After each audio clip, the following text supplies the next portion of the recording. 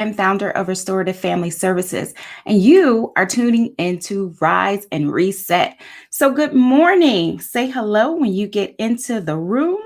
We got a very, very great topic to cover today. I'm just going to allow in Hello. my stuff. All right, it looks like I have Stacy Ellis on. Good morning. Good morning.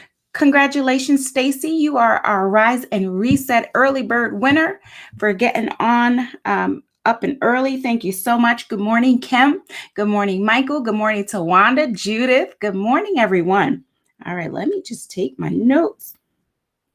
So, Stacy, you win a $5 Amazon e-gift card for being the first one to get on. Um, and yes, congratulations. There will be another opportunity at the end of this live to win another $5 Amazon e-gift card. And I got some goodies. Today I am announcing the winners. We had a contest to give away the Toni Morrison, Toni Moore book Up Level. So if you're following us on our podcast, we had a podcast interview with the author about how to rise out of poverty. And we were hosting a giveaway, and I have the announced winners for you guys later on today. So we're giving away lots of stuff. So we're giving away 2 of these books and 2 $5 Amazon e-gift cards. So you're in it to win it. If you're on, there's a great chance for you to win. All right. Okay, so let's see. Good morning, Laretha. Good morning, Nisi. Hi, everyone. Thank you so much for joining. I do appreciate you guys getting up so early, starting your week with me. And yes, it does not go unnoticed or unappreciated. So thank you so much. All right, so today we are rounding out our men's health series. And for the month of June, we were covering topics specific to men. Today's topic is about the impact of narcissistic fathers. And you might say, well, Prunella, why are you covering that in men's health? Well, there are a lot of individuals, particularly a lot of adult men, a lot of adolescent boys, a lot of adolescent children who have fathers who are narcissistic, and it impacts them, and it will impact them later on in their life if they don't know what they're dealing with. So this live is to educate, because there are some remnants, some stains that are left after you have been raised or reared by a father who is narcissistic. And unless you know what's going on, you tend to take on that issue as if it's your own. Unless you understand what is going on, you may be entangled into the blaming of yourself, taking it on, and it will impact your relationship with yourself. It will also impact the relationship you have with other people. So as a way of getting ahead of this, we're putting out information to educate the public, to educate everyone about the impacts, because it does have some significant impacts. And guess what? When you know better, you do better. All right. So that's why we're covering this issue, because it is all in alignment. All right. So let's go ahead and get started. Before I do get started, I need your help. If you can go ahead and tag and share this content to people who you think would benefit from this information. This is great information for, even if you don't have anyone, I can guarantee you that at some point you will brush shoulders with a narcissist. And it's good to be able to understand what to do. Well, what the signs of that is. We're going to go over the 5 signs of a narcissist. Particularly a narcissist father, and then what you can do about it. All right, so share and tag as many people as you can to this message. All right, so before I get started, here's what I want you guys to know. When you're dealing with narcissism, let me just give you a brief overview of narcissism. A true narcissist, because I know we throw that term around to anyone who is self-absorbed, But that is not the true definition of a narcissist. A narcissist is anyone who lacks empathy. It's a personality disorder.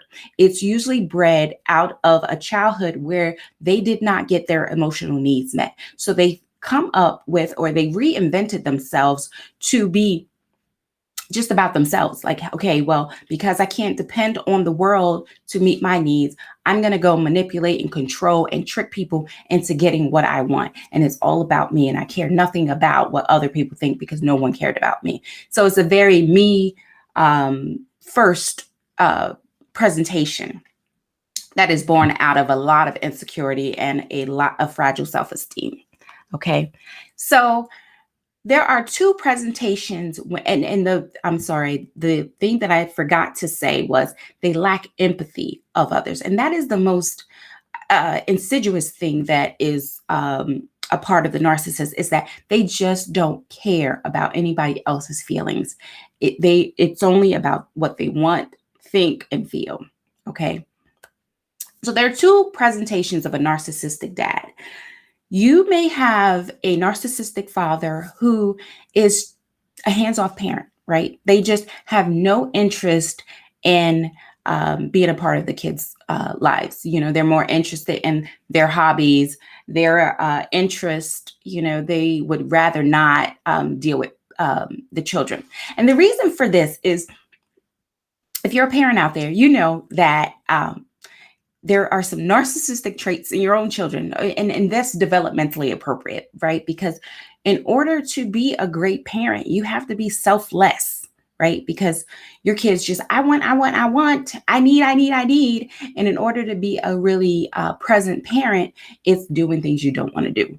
A lot of the time, it's meeting needs you're exhausted to meet. So when you have a narcissistic parent who are only about their own needs, they just are not going to do what they don't want to do. They don't care about meeting the needs of others, and they don't care about meeting their kids' needs. So they may be absent. They're not going to be at the PTO meetings. They're not going to be at the soccer games, the football games. The distant parent or the uninvolved parent pretty has a handoff. They don't know what's going on with school. They don't even know where the doctor's office is for the kids. So they're not as involved. When they come home, they may, say a couple words and then retreat off into wherever they retreat off into. All right. So that is one presentation. Then on the flip side, right? On the flip side of that, you may have the over-involved parent, right? And this narcissist type presentation type, they're getting a secondary need. Maybe the kid is really good at something. Maybe the kid is really good at drawing, or maybe they're really good at acting, or maybe they're really good at swimming, baseball, and they're getting a lot of accolades from other people. Well, that parent may see that kid as an extension of themselves. So they want to be in the limelight. So they're going to take credit for their kids' accolades. They're going to want to be in the limelight because they're getting supply from this as well. And so, if their kid doesn't perform the way they're supposed to, or want them, or embarrasses them in any way, then you start to see some of the toxic behaviors, the withdrawal of love, or the shaming, or the gaslighting, or any of the other toxic things that we've covered in narcissism in the past. All right, so I wanted to go over those two presentations because they're going to look different. So even though we're going over the signs, they may look different depending on which presentation you're looking at. Okay, but they all fall under the umbrella of a narcissistic dad. Give me a thumbs up if you're following me. I know I'm breaking it down, so I want to make sure, early in the morning, I want to make sure that you guys are awake with me and getting what I am putting down. All right, so we are going to go over the 5 signs of a narcissist dad. But before I do, I see some new people. Okay, let's see. Janice Cookie Faust. Hello, thanks for joining us. All right, I got some thumbs up. Thanks, Debbie. Thanks, Laretha. Thanks, Stacy. All right, so great. All right, so 5 signs of a narcissist dad. Okay, so number one, the first sign we're going to talk about is they tend to live through their child. Some parents, and I'm not talking about, most parents are proud of their kids no matter what, and they support them, but it becomes a little excessive when you're dealing with a narcissist parent because they are living through their children. So living through or using their children to get narcissistic supply. So maybe their children are have gotten some success with a sport that they're playing or academic, and they are getting accolades from other people. Oh my God, your kid is so great, and that boasts their ego and it gives them what we call narcissistic supply because they like that feeling that they're special. They like that feeling that their family is special, that they're gifted and better than. So it's always about, being on a hierarchy or being better than other people.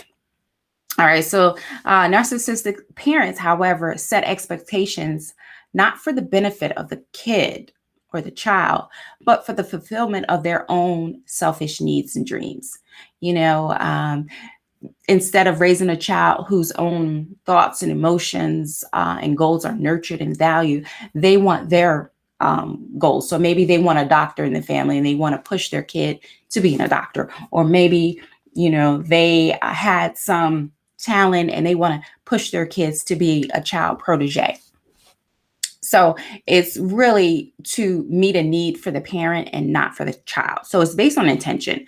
So most parents are proud and want to support their kids and brag about their kids and want to tell stories.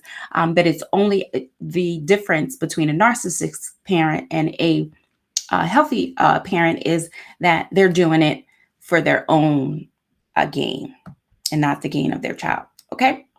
So that's number one.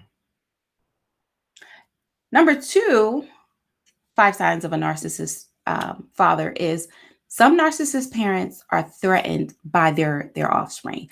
If they're doing things that they couldn't do at that age, they feel threatened and jealous. So what they will tend to do is devalue them, tell them that they're superior, right? Say, well, you're not as good as I, or, you're not, one day you'll be as pretty as your mom, or as pretty as your dad, or as handsome as your dad, or as strong as me, things like that. So really marginalizing them, again, always putting themselves up on that pedestal and reminding that child that they are less than and inadequate. And it is, and these tips that I'm going over are very sometimes hard to pick out. They're subtle. When you just have this feeling that I'm not good enough. And what happens is these children of narcissistic parents grow up feeling that they're just never good enough, and they feel that they're not worthy, because most kids want to please their parents. And if they're constantly reminded that they're less than, or their opinions are just not valued, and their only role is to please their parents, they grow up without an identity. And you are recreating more narcissistic children, or on the opposite side, codependent children, people pleasers, children without healthy boundaries. Okay. Number 3, we're moving right along. Number 3 is manipulation. Another sign that you have a narcissistic dad is that they tend to manipulate. They tend to parent you in a way that makes you feel guilty. So you just feel guilty about having your own opinion because, again, the children are seen as extensions of, not their own individual people. They're seen as extensions of the narcissistic dad. So if you try to be independent, if you try to think on your own, or do anything that is not looked at in the father's eyes as the way you should act and behave. And there's guilt tripping. Guilt trip sounds like I've done everything for you and you're so ungrateful. Blaming. That sounds like it's your fault that I'm not happy. It's your fault that your mother and I are arguing. Now we're, the family is in conflict because of you. Shaming. Your poor performance is an embarrassment, or you're the reason that your team lost, or you're the reason that we don't have whatever. Just making feel bad, making your child feel bad. Negative comparison is also, why can't you be as good as Johnny? Why can't you just, this kid is smart. Why can't you just be as good as him or her? So those manipulation makes a kid feel bad and will be so hurtful to the child that because they want to please their parents, it will cause them to it causes the narcissistic father to maintain control over that child, boy or girl. Okay. Number 4 is neglectful. Narcissistic fathers tend to be neglectful. In some situations, a narcissistic parent may choose to focus on their interests, their hobbies, which to the narcissist are more exciting than child rearing. These activities provide some type of stimulation, validation, or self-importance, right? So, again, the narcissist is out for self. They're very self-absorbed, and many of the decisions and the things that they tend to put their energy and focus in on has a lot to do with the gain that they're getting. So, neglectful. So being able, so maybe choosing not to be at the basketball game because they have another activity in which they're getting some kind of supply from. Or maybe they tend to, stay at work more because at work they're feeling validated. At work they're feeling, as if people appreciate them, and maybe at home it doesn't give them that same sense of stimulation. So really neglectful for self-interest activities. All right. Hope that made sense. All right. Number 5 is lacking empathy. Now, this is a cornerstone of narcissism. So when you have a father who lacks empathy for the children, they can respond in multiple ways. But basically, if a child is, having any kind of emotional upset or they have any struggles emotionally, the narcissistic father is not ever able to see things from their point of view, to validate their emotions, to say, wow, I'm sorry you feel that way, or I can imagine how, devastating that could be. Usually their kids typically react in a few ways to this type of parenting. They may fight back and stand up for themselves. You might find a child who is, very confrontational with the parent. You may find a child who will be distant, will just shut down, not even go to that parent because they know that they're not going to be able to meet that need for them. Or you may have a child who freezes and substitutes their invalidated real self with a false self. So they may put on or perform in a way that they think that parent wants them to perform. So let's say a child comes to the parent and says, "Oh my God, I'm so sad. My dog died," and the parent is like, "Oh, suck it up, get over it." The kid who's doing the freezing and creating a false persona, yeah, the dog was stupid anyway. I don't really care about the dog, but deep inside, they're hurting. Okay, so those are 5 telltale signs that you have a narcissistic dad in the mix, or that you've grown up with a narcissistic dad. And, growing up with this type of father who fits this profile has a severe toll on your mental well being, to not get your needs met, to not have your own independent selfhood supported and validated.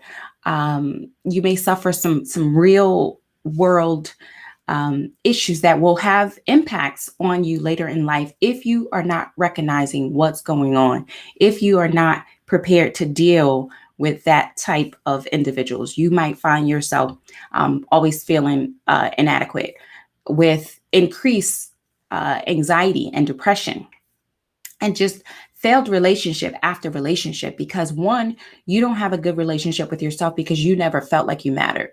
You don't have a healthy self-esteem, so you're now insecure, and when you get into relationships, all of those insecurities will be illuminated, whether it's insecure of the person leaving, or of the person cheating, or just feeling inadequate, really can sour a relationship. So if your father has any of those qualities, there are some things that you can do. And I'm about to get into those things that you can do now, because I'm not going to leave you without some things to put in your toolbox so that you can start healing yourself. All right. Thanks for the thumbs up, guys. I see Debbie Mancuso. Give me some thumbs up. Stacy, Janice, Tawanda. Thank you so much. All right. We're moving right along. I know I'm giving you a lot of information because I'm preparing you for battle. That's what we're doing. I'm giving you the armor, the shield, what you need to do. All right. So the first thing, if you have a father who has any of those traits that I just talked about, here's some things you can do. One, you have to accept that they are who they are, and they're not likely to change, but you can change how you're affected by them, right? You can change how you respond to being gaslit. You can change your boundaries. You can change so much. You don't have to allow them to continue to be harmful, to be toxic, right? So just understanding that they thrive on a sense of control.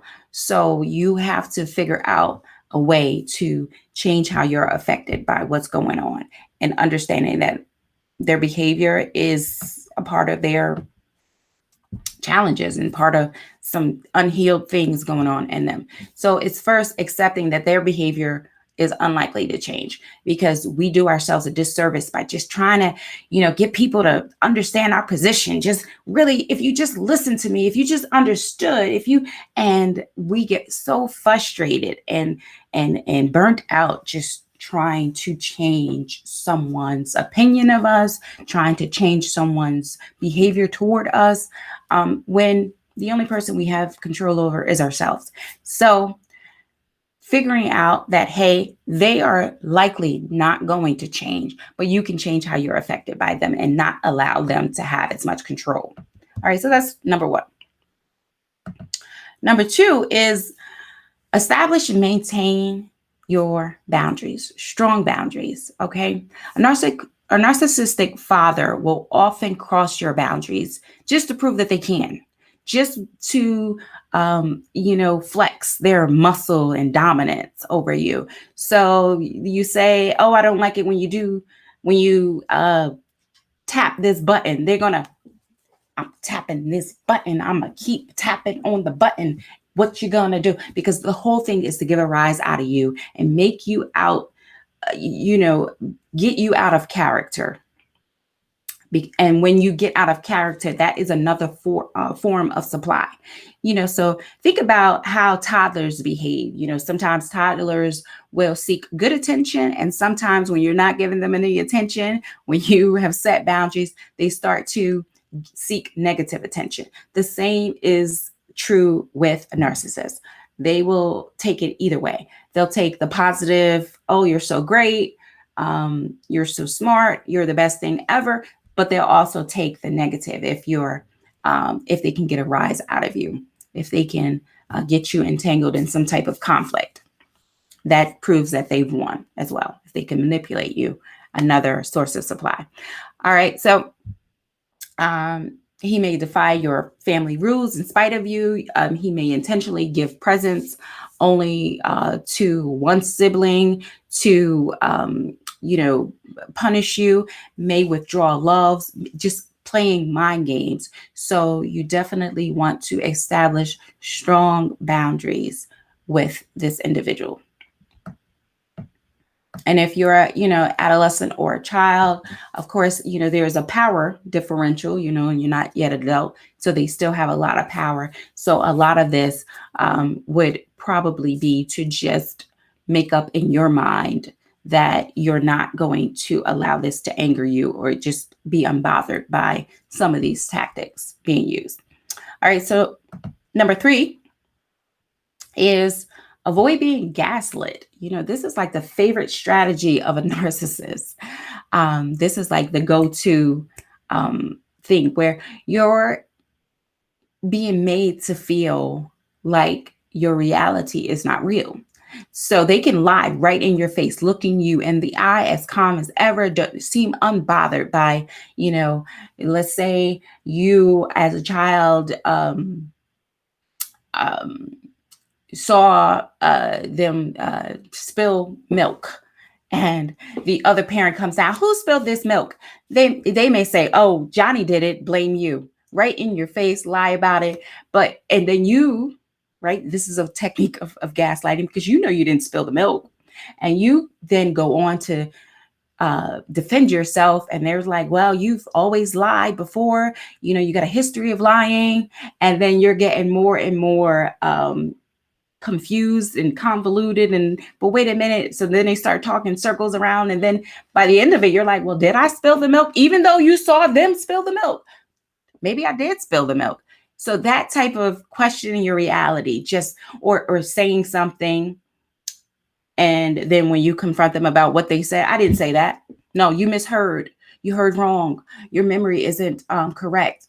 And then, well, did I remember? Am I going? Maybe you didn't say it. So it's that's gaslighting is supposed to make you feel like you're not sane. It is to enrage you to a point. Sometimes people use gaslight to provoke anger response in you, only to say, see, I told you you had anger issues.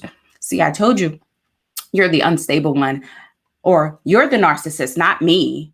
So it's just, listen, if you can avoid being gaslit, just maintaining your composure, that is the best way to deal with a narcissist.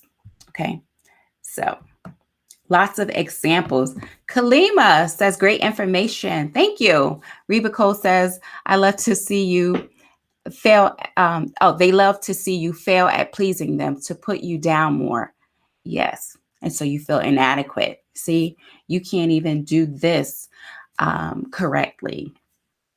Yes. That is true. And you're already feeling broken, and you're already and it's blame shifting that is really the thing that's going on, because now you feel like you're responsible.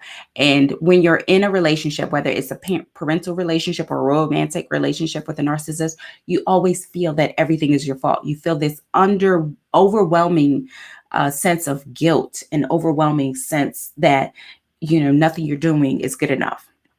All right. Kalima says, I definitely lived through this.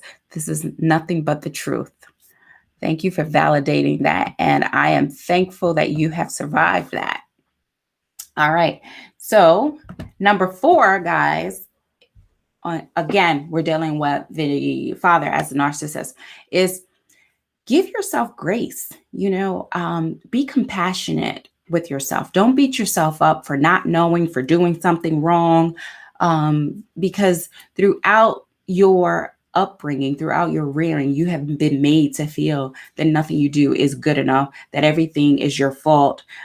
So as you're starting to come out of this and into your recovery process, give yourself compassion, forgive yourself, show yourself the kindness that you wished your father would have shown you. So be that parent to yourself. Okay. And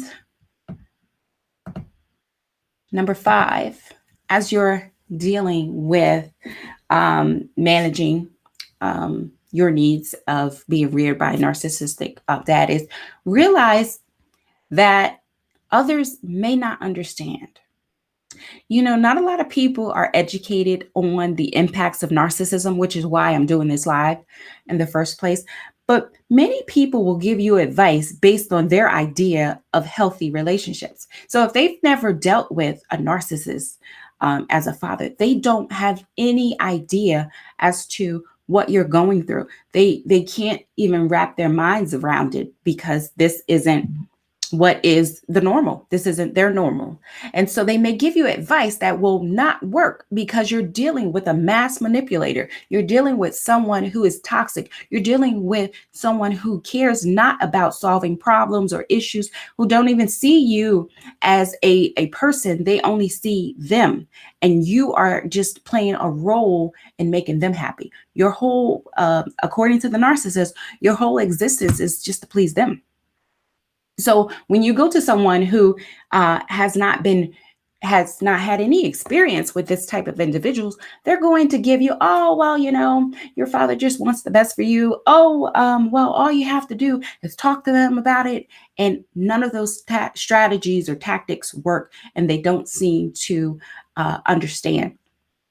A lot of times when you're trying to explain this to other people, you end up looking like the worst person ever, because you're trying to explain what's going on, and they just can't get it. They can't understand it.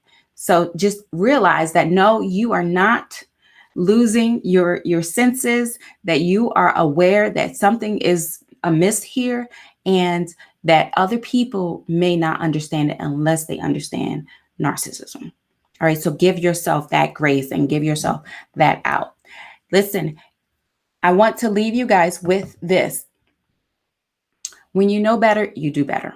Okay. And so as you are educating yourselves about some of the things that are going wrong, or some traits that you may have been reared with, or you're seeing some things, go seek education. There are lots of things you can look for on the internet.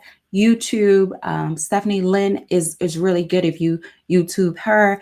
Lisa Romano is good. Dr. Romney is a good resource. But education, when you know better, you do better. So educate yourself. There are lots of books that you can read. But if you are feeling like something isn't quite right here, I definitely suggest that you get some additional help. And listen, you don't have to do this alone. You can go ahead and link up with a mental health professional so that they can help you sort out some of these tightly held values or traits that you probably have grown into that you're not even aware of, to help you recover from narc abuse, because it is an emotional abusive way. If you're reared by a narcissistic father, there are going to be some stains that are left behind, emotionally abusive stains that could take years to deal with, to handle. So you definitely want to link up with a great professional so that they can start to illuminate some of those things in you.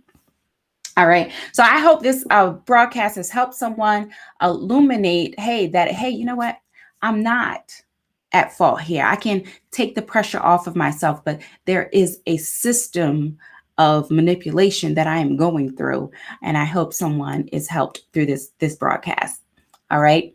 So here we go, guys. I have some announcements to make. I told you that I had some announcements. Now, we were doing a giveaway on the podcast for 2 books.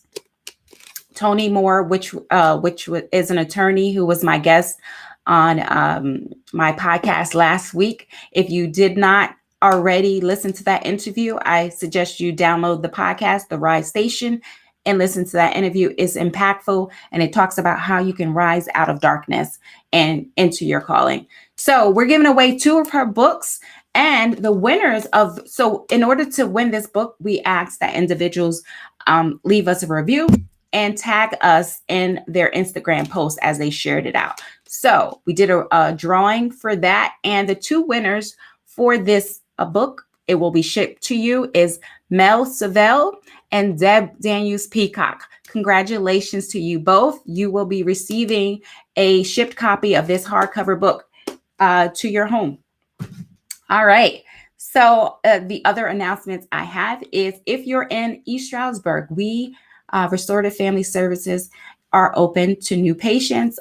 We are doing virtual sessions and some in-person sessions. So give us a ring. Actually, on our website, you can request a call because we've been getting a lot of calls. So we are asking individuals to select the time for their call back.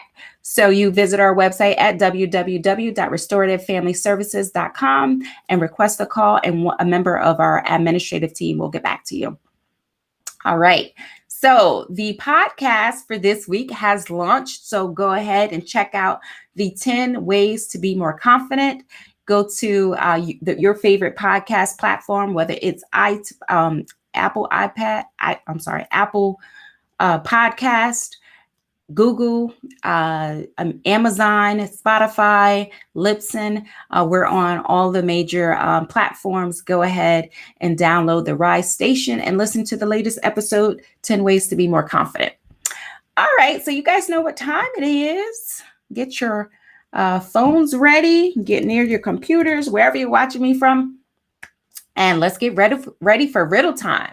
Now, here's your second chance to win that $5 Amazon e-gift card. The winner of this riddle wins that $5 Amazon e-card. Here we go.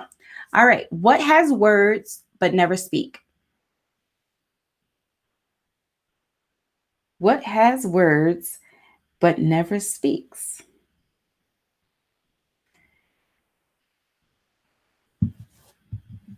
Thank you. I see Debbie Mancuso and Tawanda. Thank you both. What has words but never speak? Oh, so let's see. Janice is the first one with the correct answer. Janice says a book, and that is correct. Congratulations, Janice.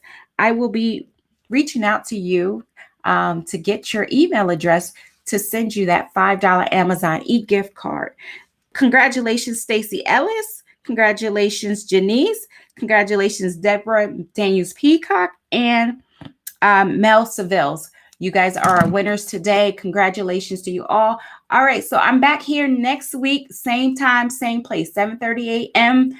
Rise and Reset. I'll see you then. Enjoy your day on purpose. Take care.